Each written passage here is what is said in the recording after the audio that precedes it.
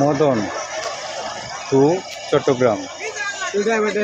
আমাদের গাড়ি ব্রাহ্মণবাড়িয়া এবং কোম্পানিগঞ্জের মাঝে আমাদের বলাকা গাড়ি অ্যাক্সিডেন্ট করেছে।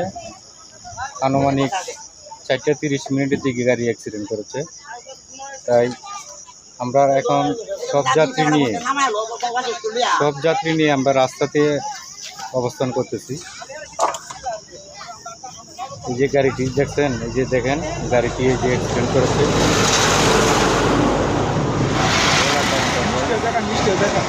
বলাকা এন্টারপ্রাইজ। মহান আল্লাহ পাক আমাদের সহায় আছেন। গাড়িটি ছিল আপনার সিএনজি চালিত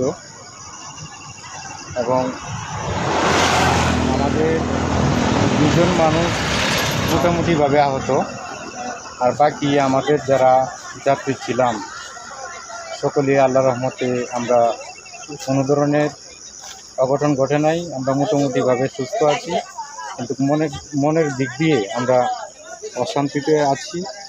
আপনাদের সকলের কাছে এবং দেশবাসীর কাছে সকলের কাছে আমরা দোয়া চাই। সকলে দোয়া করবেন।